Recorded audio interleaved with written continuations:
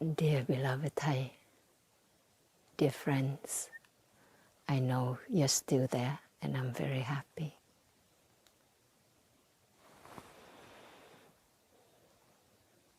Today I'd like to share with you a little bit of the reflection that I have on addiction. Recently there was a beautiful young woman who came to Deer Park Monastery on a day of mindfulness. And she approached me and thanked me for my book, Healing, Journey from Doctor to Nun. And after some exchanges, I hugged her. And I could feel that her body was trembling from deep inside. And I felt right away that this is somebody who's going through trauma. So I invited her to walk with me, and then we sat down to talk with each other for a while. So I learned from her that she's going through a rehabilitation program. And she told me that in the library where she's staying at for the rehab, she found my book, and so she checked it out and she was reading it, and she felt comforted and helped by it.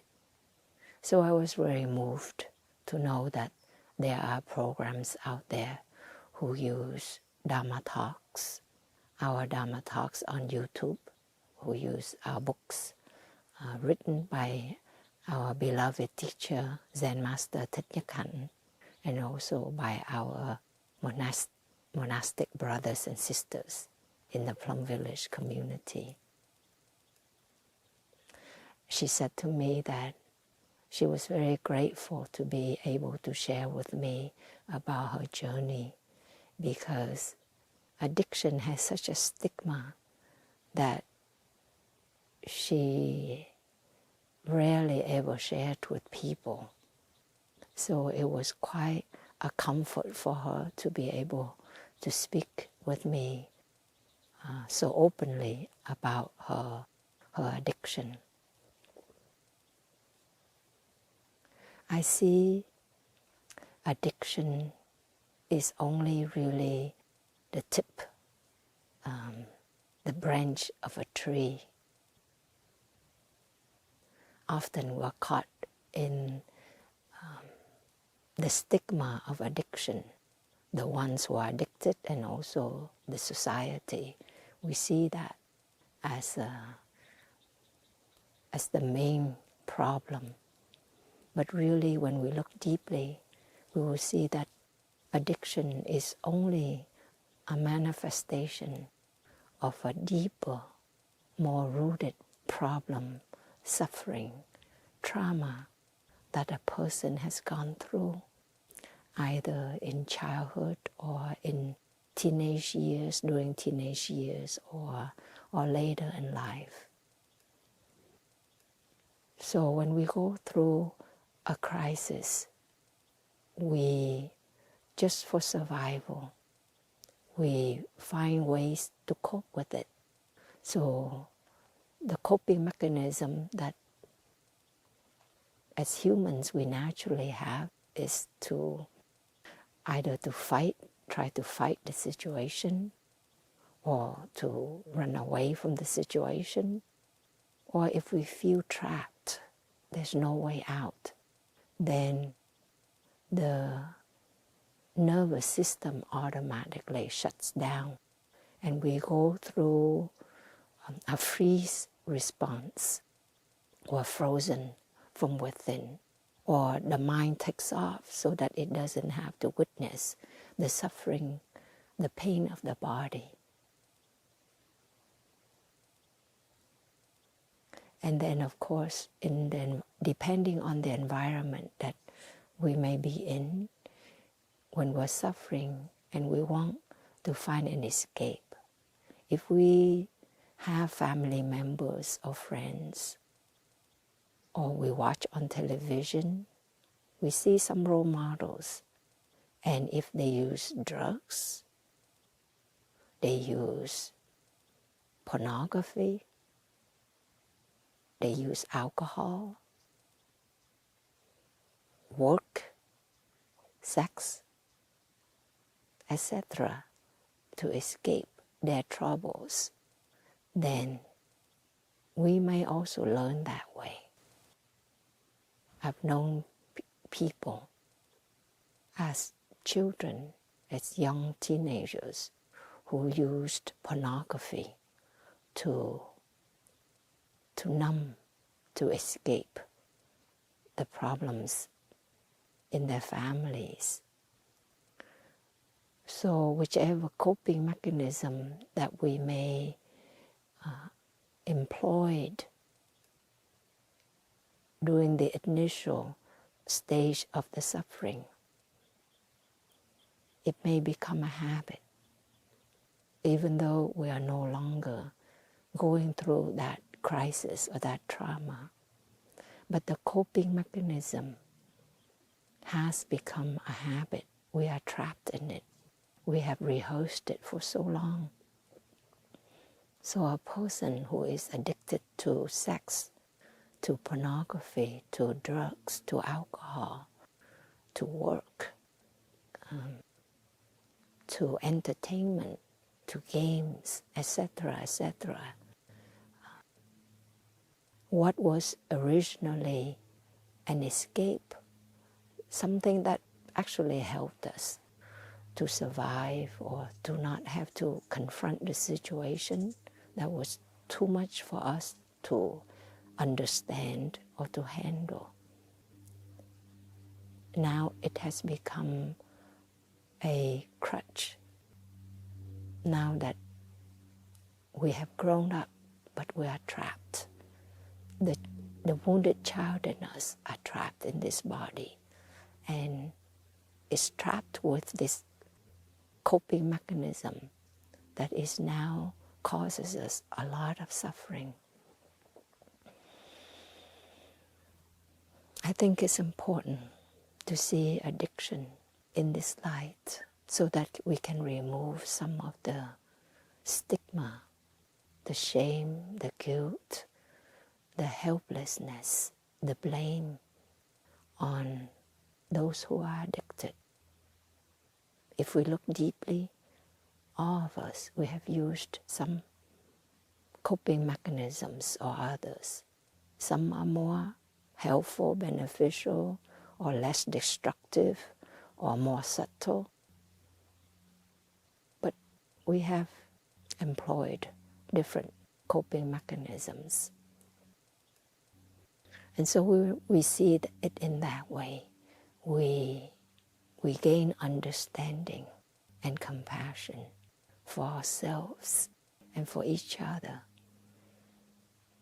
And we also gain a hope to be able to transform the addiction. So instead of focusing on the tip of a branch, we look more deeply into the roots of the problem, such as the trauma, the suffering. So in our practice, we learn to calm our mind, to calm our body. And this young woman was sharing with me that she was listening to many YouTubes from our monastic brothers and sisters and from our teacher. And she's been learning about mindful breathing, and she has been practicing that. So mindful breathing can help us to come back to our body. Maybe it's not easy for some of us to come back to our breathing because we have been so alienated from our own body. And the breathing has become so short and suffocating for us to be aware of. So if that's the case, we can also learn to come back and be aware of our hands, for example. So instead of focusing on the breath, we focus on our hands. As we breathe in, we see that the hands close. We breathe out, the hands are open. And actually there's a natural movement, a very slight movement of the hands, but they actually move like this when we breathe in, and they move like this when we breathe out, naturally. But we can exaggerate that movement just to be aware of the movement of our hands. Or we can put our hands on our lap. And then as we breathe in, we raise the hand, and as we breathe out, we put down the hand on our lap. I also learned to do this. Breathe in, breathe out, like a little flower bud. In breath, out breath. In breath, out breath. In breath, out breath. So as we learn to come back to the body, which we have neglected, deserted, or hurt for so long, we have hurt it, abused it for so long. Now, slowly we come back to befriend it. Breathing in, I befriend my breath, my in-breath. Or breathing in, I befriend my hands. I befriend my lungs, my heart. I befriend my body. And breathing out, I smile to my body. I smile to my out-breath. I smile to myself. It's important to learn to befriend ourselves in place of harsh speech, condemning speech. Now we learn to just gently saying hello to our body, saying hello to parts of our body, to our breath. Addiction is not just about the drugs, the object of our addiction. It entails so much of an image that has become us. I'm an addict. I'm all messed up. My life is ruined. Families and friends are frustrated. Maybe they have walked away from us. Maybe we have lost our job. We've lost our marriage. We've lost our career. We've lost trust in ourselves, in our own capacity to take care of ourselves, to take care of difficulties in our lives. And so it's a great burden. And of course, as we use drugs or alcohol or pornography, etc.,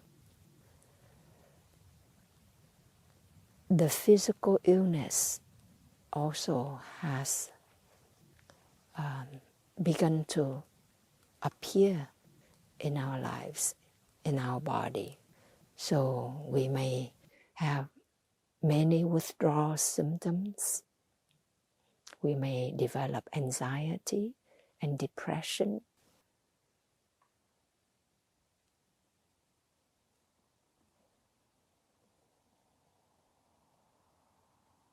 So we face many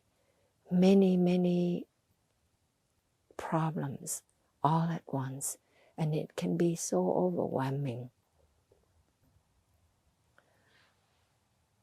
The tolerance, the sensitization to the objects of our addiction cause us a lot of suffering. I want to talk a little bit about that. So let's say in the beginning, our feelings, our sense of well-being or ill-being starts, let's say, at level 5. We feel at just level 5. And by trying out that drug or the alcohol or the pornography, etc., we may feel our mood picked up to a level 7 or 8, which is a great feeling. And we like that. And we hope to come back to that level 7, 8, or even 9 again. But very soon, to do that same amount of drug doesn't get us to level 8 anymore, but only to level 7. And slowly 6. And slowly 5. So that's when we begin to develop tolerance. So we have to do more. The dose is bigger. We do more of that just to get to level 7 now, just to get to level 6. And now without the drugs, we don't feel at level 5 like before we do the drugs. But we may feel only at the level 4 or 3 or 2. We feel sick. So now we do drugs not because we enjoy it, not because it gives us a great feeling, but because we do it so that we don't feel so sick. We don't feel so bad. It's this excruciating discomfort and pain in our body and mind. And so we seek the drug just to feel okay. So that's right there is something that many of us may not think of, especially if we don't have that particular addiction to that particular drug. We may think people just want to feel good. That's why they do drugs. No, they just want to feel normal, to feel tolerable. That's tolerance that we develop. The brain has gotten used to it, so it doesn't respond to it anymore. It needs a stronger dose. And at the same time, the brain develops a sensitization. It means that even if we try just a little bit, it induces a stronger craving than before. So now, as the addiction becomes stronger, it needs less of the drug, less of the stimulation of the images and sounds, for us to feel this extreme craving that we need to seek that object of addiction in order to calm ourselves down. So we do it out of craving, out of discomfort, not because we enjoy it anymore. And many of us, we also suffer from denial. It takes a long time for a person with a mental illness to recognize and to accept that they have a mental illness. That's why the mental illness becomes worse, because we don't acknowledge it, we don't accept it. So we try to do drugs. That's also another situation when we have an illness, when we a physical problem, a physical pain, and we cannot deal with it. So we seek a drug, even a pharmaceutical drug, to suppress that pain. And so then we become addicted to it.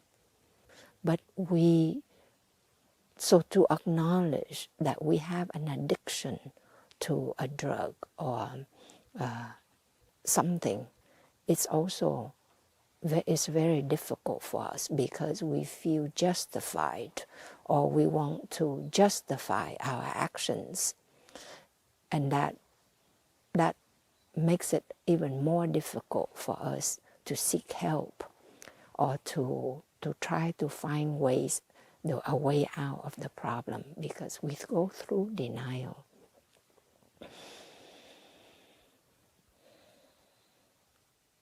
Every type of addiction, it takes place because it changes our brain. When I was in medical school, neuroplasticity was not spoken very much about. But the last 20 years or so, the scientific community has begun to talk more about neuroplasticity, which to me, the Buddha had always known all along, 2,600 years ago. And that's why a Buddhist practice, the Buddha's teachings is all about taking care of the mind, taking care of our thoughts, speech, and bodily actions. And even the Buddha said, there's one thing that if left uncultivated, it will bring a lot of suffering and misery. What is that one thing? It's the mind.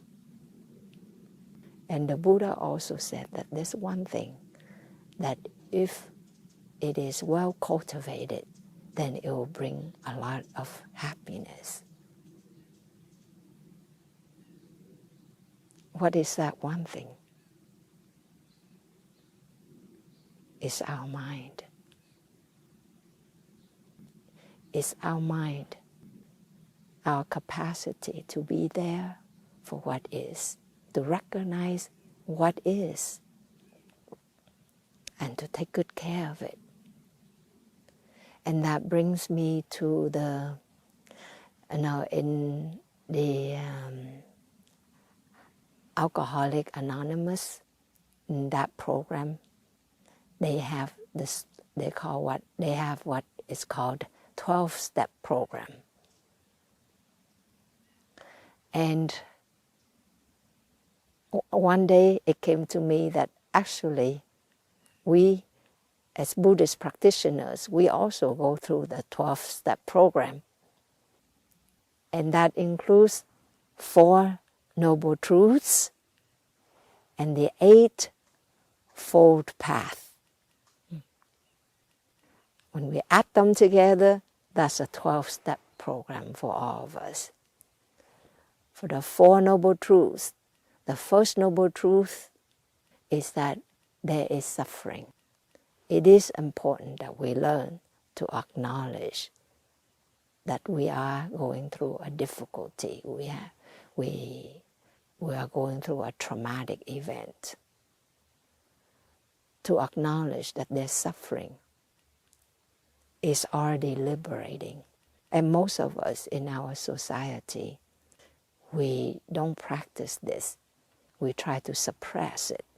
We try to find something to cover it up. We don't want to acknowledge that there's suffering. What is so noble about suffering that the Buddha called noble truth of suffering is only noble because we recognize it. That's the first step. It's a stepping stone. And the second noble truth is that we recognize that there are causes of suffering. Just like I was sharing about, the root cause of addiction, and not just the tip, the branch of it, but there's root cause. So we look deeply into the causes at different stages in our lives. In our family situation, in our social situation, in the stage of the world, all of those factors play in a life of a human being because we we are interconnected to all that stuff.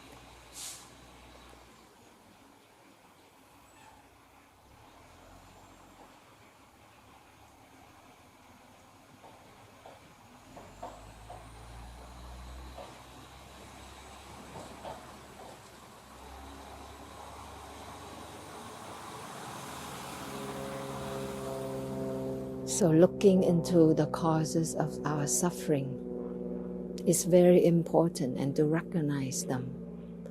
And not only to see the causes of our suffering, but as we practice more deeply, we also look into the causes of suffering in those who cause us suffering.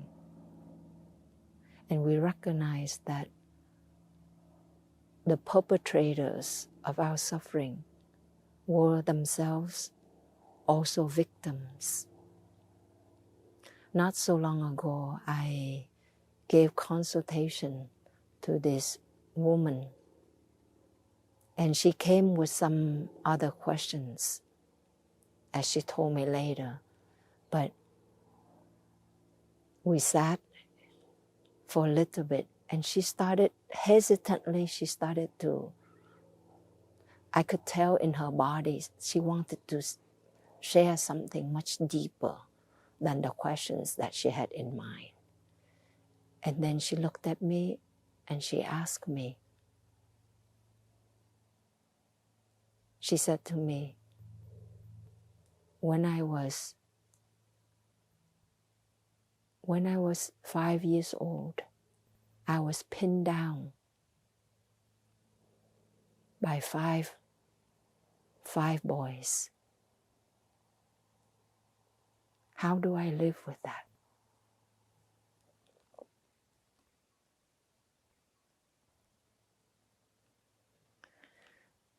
And as she started to tell me what happened, her body started to shake. And I put my hand on her knee, and her body was tremoring so more and more violently. And at that moment, I realized this is real. She's going through the experience. So I told her, you don't need to talk. Just breathe. And I hugged her.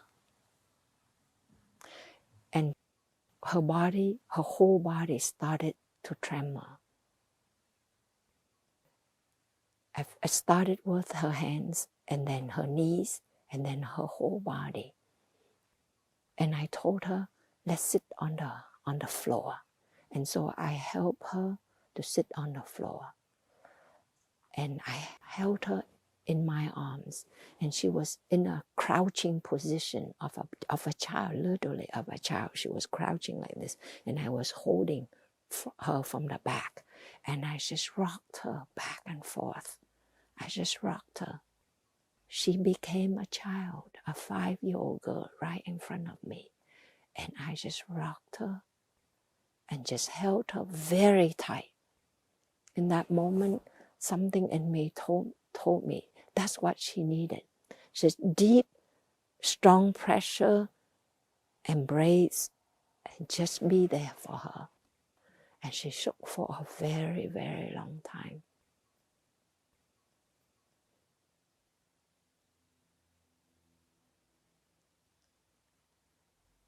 And then slowly, her body trembled less and less. And she said to me, thank you. Thank you. Thank you. So she was just whispering these words. And I was still holding her and still rocking her body. And I told her, thank you. Thank you for surviving all these years. Thank you for having made all these efforts in your life.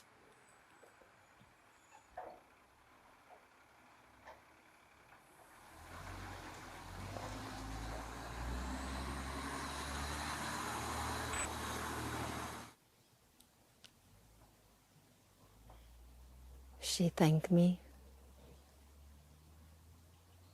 Now that I think about it, I'm not sure if she was the one who thanked me or the little child in her thanked me.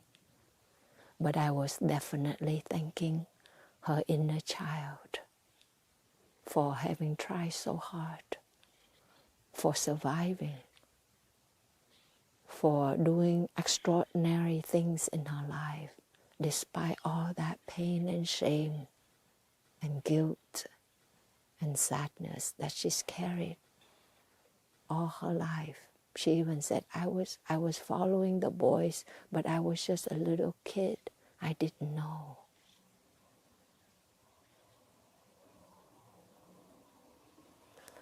So in our sharing, I also said to her, for those young teenage boys to have done that to you, they must have seen that somewhere. And so they imitated that violence on you, upon you. So they too were victims.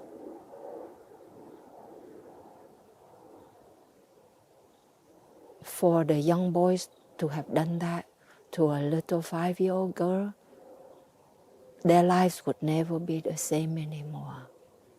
Their thoughts, their speech, and their bodily actions are forever changed. Their lives could never be truly happy anymore. So as we look deeply into the causes of our suffering, we also learn to look deeply into the causes of suffering in those who have done harm to us. And that is the second noble truth. And it helps us to see that there is a way out, that suffering can be transformed and healed. And that's the third noble truth. And the fourth noble truth is that there is a specific way out. And that's the Noble Eightfold Path. Suffering can be transformed. Happiness can be cultivated with right mindfulness. We are all aware of things, but sometimes that's wrong mindfulness when we focus on only pornographic images, on the drugs, on certain situations. We're zoomed in that, but that's unbeneficial mindfulness. So we learn to bring right mindfulness into our awareness, what we look at, what we hear, what we smell, what we take into our body through our mouths, through our body, through our thoughts. Right mindfulness brings right concentration. We focus on the positivity, on what's still there in our lives. Those who are still with us, still try to help us. The conditions of happiness that are still there. For the young women that I see, their bodies, thankfully, are still healthy. They still have enough good health. They're still young enough to transform. Their brain is incredibly capable of change. The addiction changes our brain. And as we practice, we also change our brain.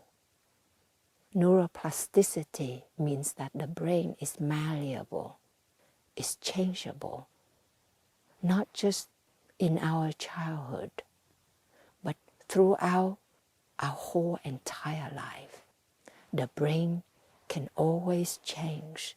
And that is why we are able, everybody now know how to use the iPhone, the computer, even if that person is in their 70s or 80s, the person can still learn. It's because you have that interest. You put that effort, that concentration on it. That's why you learn a new skills. And so that proves that all of us can change our mind.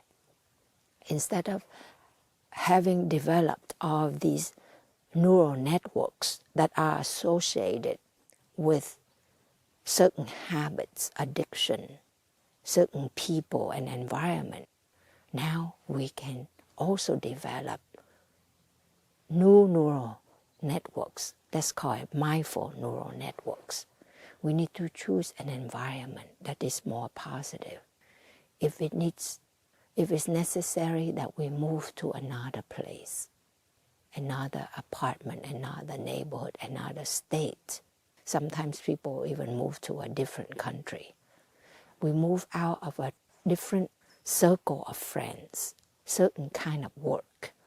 We need a different environment that helps us to develop new habits and to wean off the old habits, the old associations, triggering factors. And so right mindfulness, right concentration will lead to right view about interbeing. The victim is in the perpetrator, and the perpetrator has become a victim. And we ourselves have been victims, and also we have been perpetrators of our own suffering and of the suffering of others as well. And so in that way, we don't always take a stance of a victim, but we are more proactive.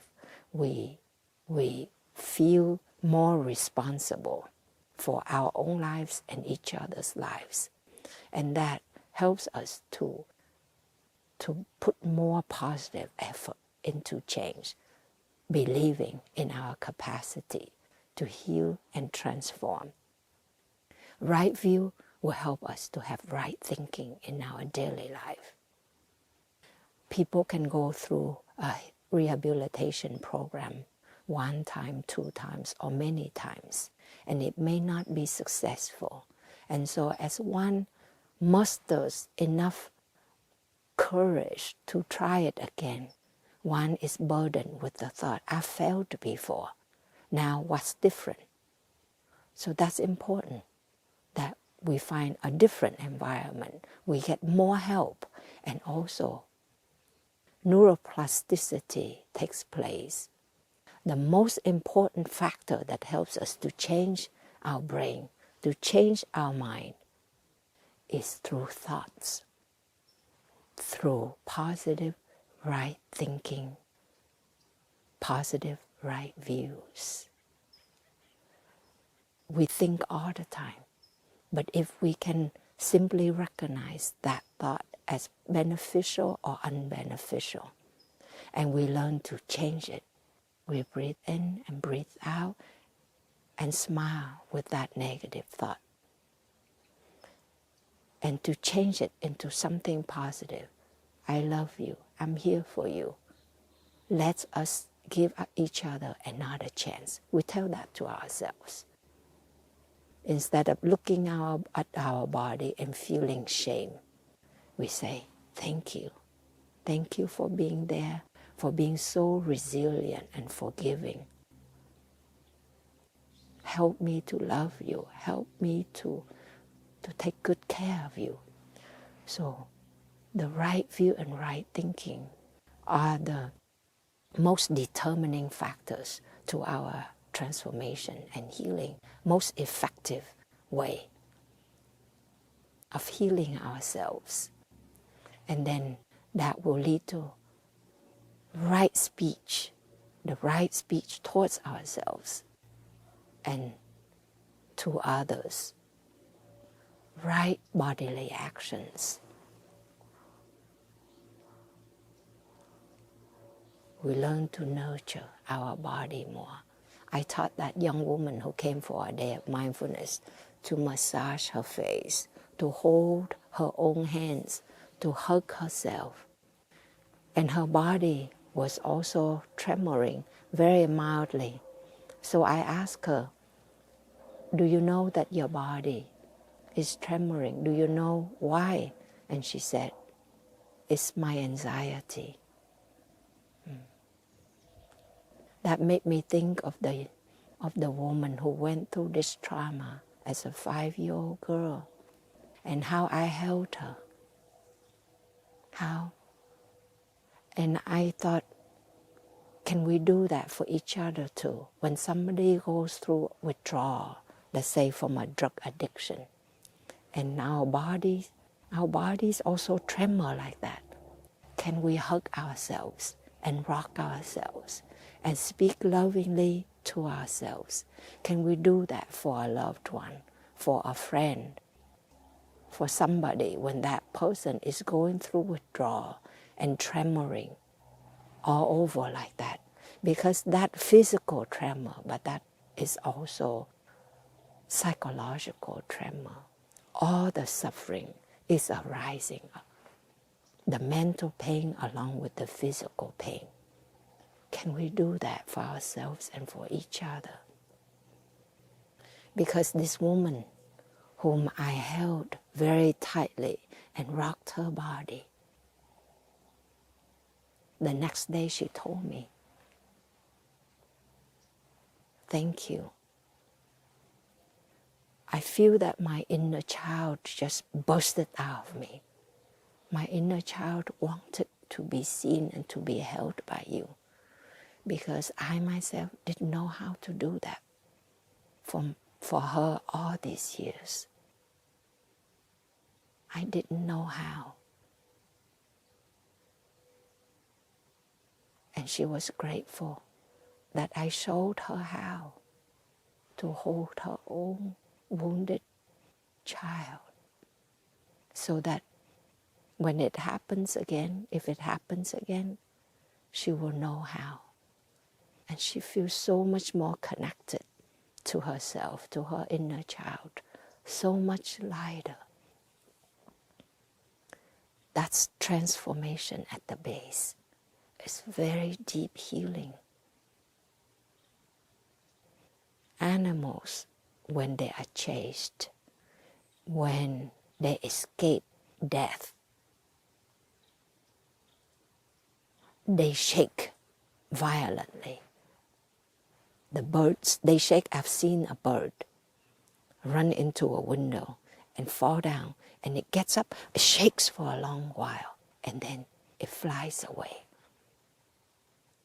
I've seen other animals here. They shake after they escaped.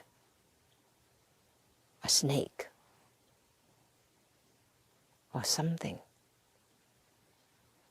Human beings, we also tremor and shake after a car accident, or after we just fall, or something that startled us. Unfortunately, we don't really allow our whole body to go through that whole process. We get up and we try to move on, look around if anybody saw that we fell. Somebody just escaped from drowning. And when he was rescued, he told me he lay down for a few minutes, and then he got up and he drove his car, picked up his son, and the next day he went to another state for his work. His body never had a chance to shake out all of that nervous, frightful energy. It never completed that tremoring process. And so he got really sick. For 2 weeks, he couldn't get over a cold, even though he was a very healthy young man. Many of us, we continue to suffer because one situation after another, we don't allow ourselves the time and space to process that trauma, that incident, physically, emotionally, psychologically. and it's held in here, the body becomes to shake from deep within. Sometimes I hug a person, usually it's a young woman or an older woman. When I hug her, I would feel this tremor deep in the core. The person is not aware, but I can feel it coming out from deep within. Mild tremor, but it was definitely there. And that's trauma held deep within every cell of our body. So to be aware of the Four Noble Truths and to practice the 8 Four Noble Paths.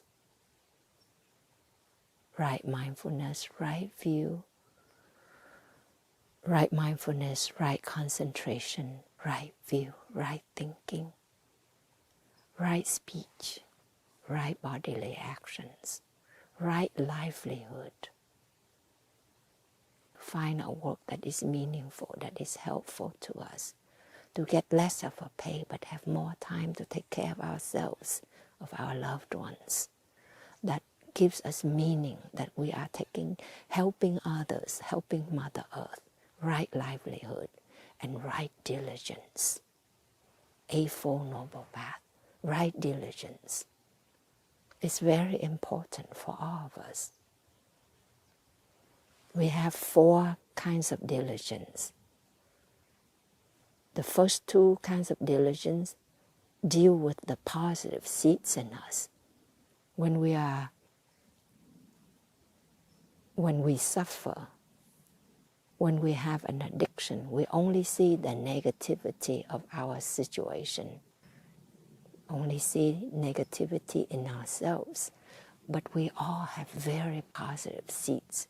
Seeds of joy, of love, of understanding, of kindness, of generosity, of wishing well for ourselves and others. So we need to water those good seeds in us, however tiny they are as a sprout. We need to recognize them, identify them, and water them, and invite them to stay longer in our consciousness. If you see your inner child through a way of thinking or a way of speaking or behaving, you say hello to her. Hello, I know you are there. Thank you. Help me to take good care of you. You invite your inner child to be there a little longer, to bring her up and to keep her there, to keep him there a little while, to get to know each other, to water the good seeds, the gratitude for our inner child.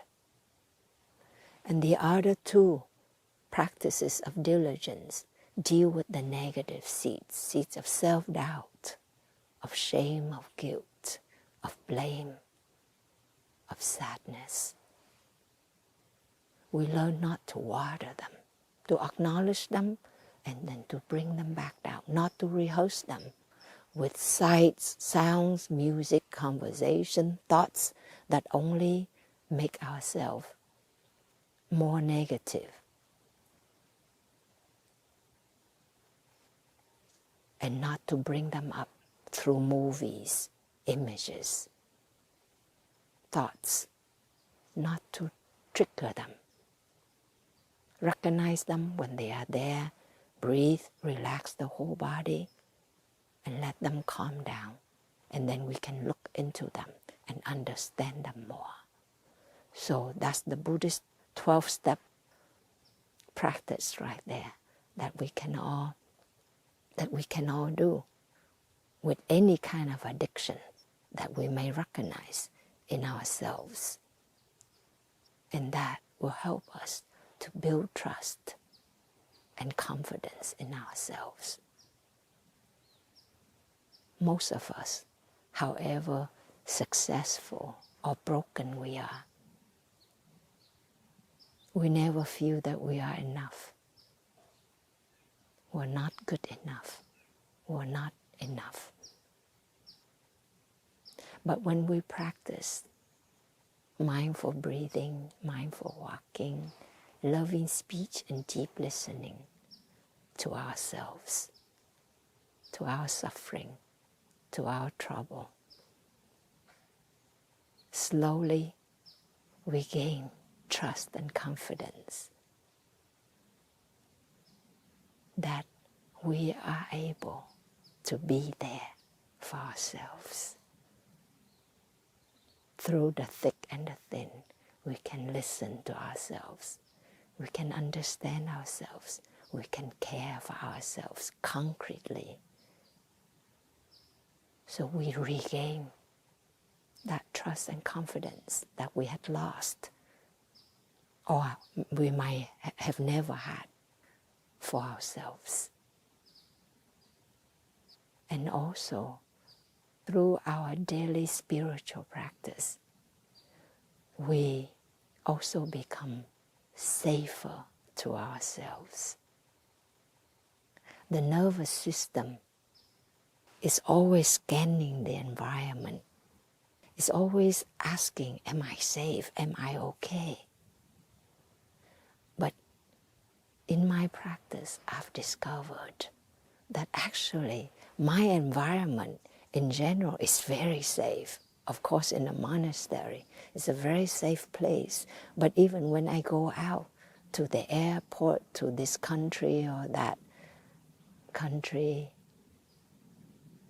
the shopping mall, all those places, actually, the environment generally is quite safe, thankfully. But it's my negative thoughts that make me unsafe to myself and others. My negative views, full of discrimination and preferences, full of blame, of prejudice, that makes me unsafe to myself and others. My negative speech, harsh, unkind, towards myself and others, that makes it unsafe for me and for others. Or my bodily actions. Sometimes we get so frustrated, we hit ourselves. We cut our own wrist. We scratch our face from stress, from nervous energy. We hurt ourselves. We make ourselves unsafe to ourselves. And so when we practice the Eightfold Noble Path, the loving speech, the deep listening, the kind embrace, we become safe and trustworthy to ourselves. And that is a deep, deep happiness. We become our own soulmate. One who remembers, who knows, who takes good care of, who masters oneself. That's the definition for soulmate in Vietnamese. Tri kỷ, to remember, to know, to take good care of, to master. Kỷ, oneself. So my dear ones, be a soulmate to the addiction that you may be having. Okay? Get to know it. Say hello to it. It's been a friend too. It suffers along with you too. Be kind to it. Learn from it. Ask help from that addiction, that drug, that modality that you've been using. I know you've helped me at some point, but now we can find a different way. Help me to heal. Help me to fully realize my potential, to live a meaningful life. This young woman shared with me, she really wants to heal, to do it right this time. Her parents are growing old. Her young sister, she really wants to be a good role model for her young sister. She's young herself. She wants to do good in the world. These are all the right motivation. Remind yourself of your aspirations and motivations. Remind yourself of all the positive conditions that are still there in your life. And give yourself a chance again and again and again. Because, my dear ones, we all deserve it. We all deserve mercy. We all deserve compassion. We all deserve understanding. And thus, we all deserve transformation and healing. Beautiful sister. I have one question.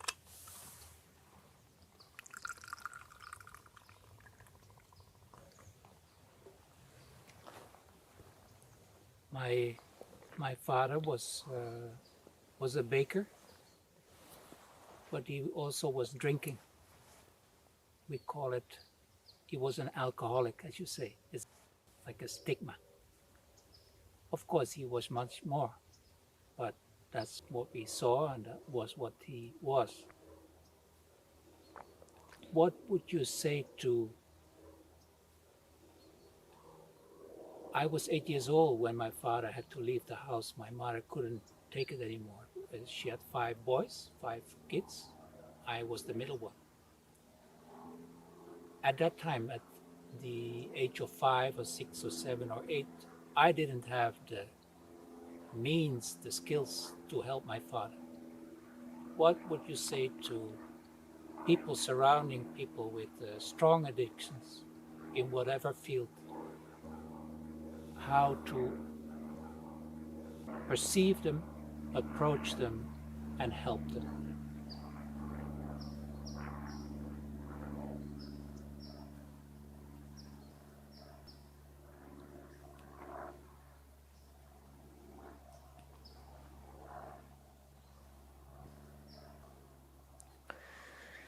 When we are trapped in an addiction, we become unsafe to ourselves, and often we become unsafe to others. And so for those of us who are alcoholics, addicted to alcohol or drugs or pornography, sex, etc., our children, the young people around us in the family, they also witness that. Our spouses may suffer a lot. And more often than not, the children, they also inherit our addiction. There's a small factor of genetics. Some of us do have an addictive personality. It's easier for us to get addicted to certain things. But most of us, I believe, use the drugs or the alcohol, etc., more as a coping mechanism, and then we develop tolerance and addiction to it. So how can we help somebody who's in our family who has such severe addiction? I think it's important as an adult in that situation, we try to protect ourselves and also to protect the children, so that the children don't have to suffer right there and then also for the rest of their lives.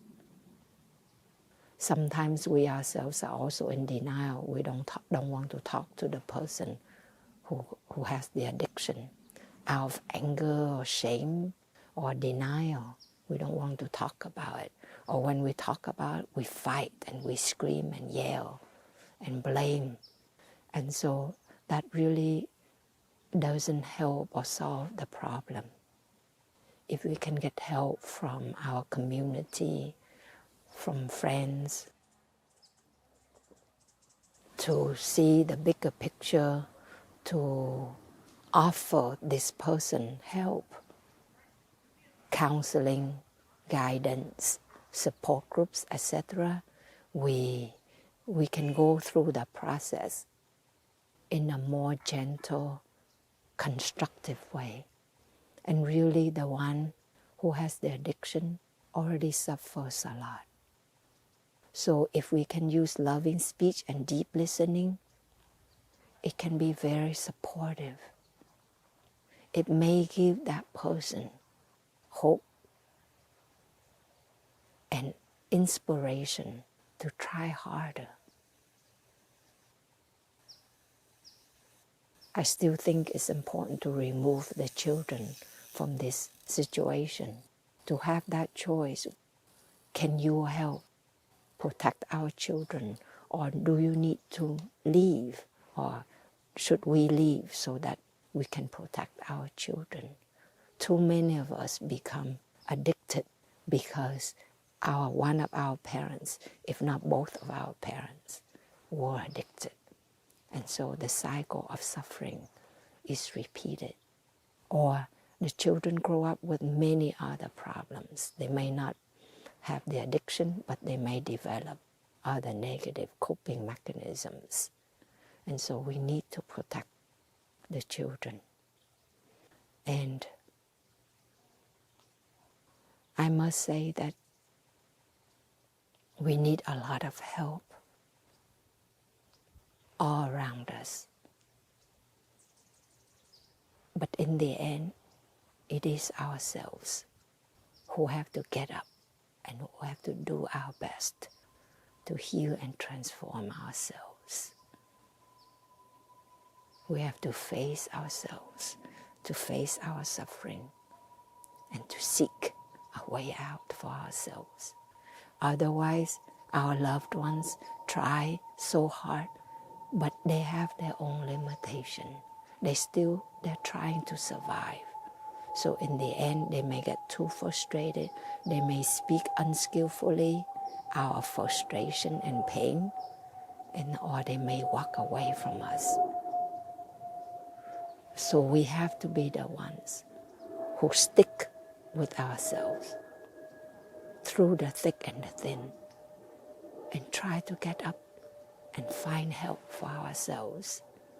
And for those of us, family members, we understand that we can only help so much. We only can be responsible so much.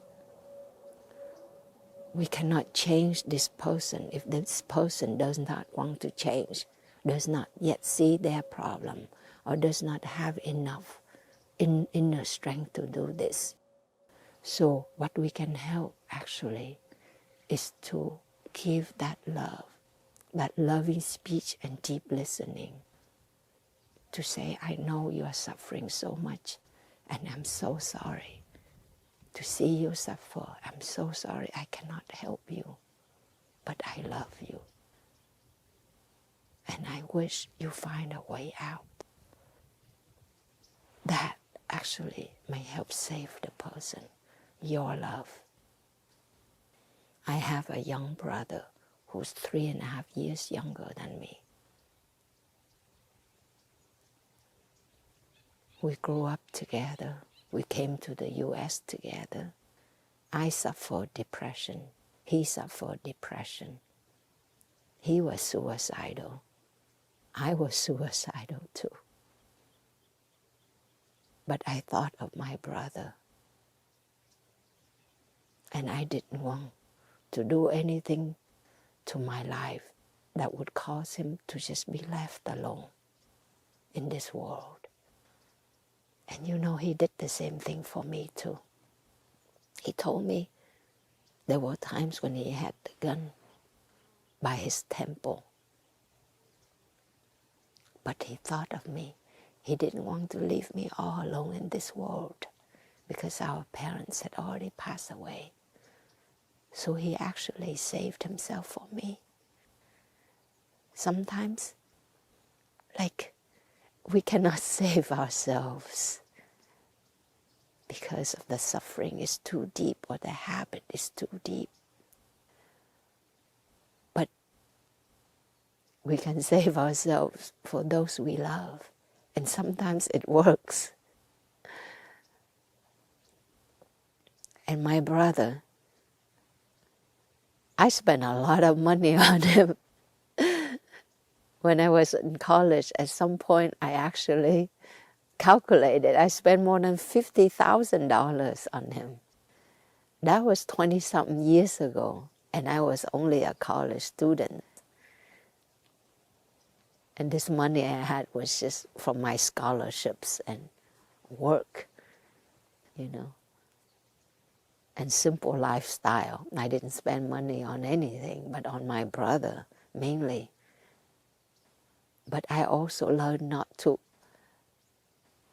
say harsh things to him. I never said, I give you all this money. No, I didn't. I just cried and I told him, I just want you to be happy, honey. I just want you to be safe. I wrote so many poems about his death because I thought one day I would just find out he died, you know, in a motorcycle accident at a party, or just from suicide, you know. But I loved him so much. I kept telling him, all I wanted was for him to be safe and to be happy. And I stuck with him all these years. I didn't expect him to go to college like me, to be a doctor like me. I just wanted him to be safe and to be happy. And he's okay now. He works so hard. It breaks my heart sometimes to see how hard he works because he didn't have a degree and education, so he does manual labor. You know, he does like construction work and he builds things, but he's very creative. He has an incredible mind. He thinks of something, he designs something, and he makes it. And I'm just proud of him. And more than anything, I'm so happy because he's safe. And now, he takes good care of his daughter. He's there for his wife, for his family. He's still alive. And that's my greatest happiness. And you can also do the same thing for yourselves and for your loved ones too. Just give them your love the most you can. And give that love to yourself and get up and do the best you can. And that's all you can ask for yourself. Just do the best you can, my dear. And you are enough. Okay? You are more than enough.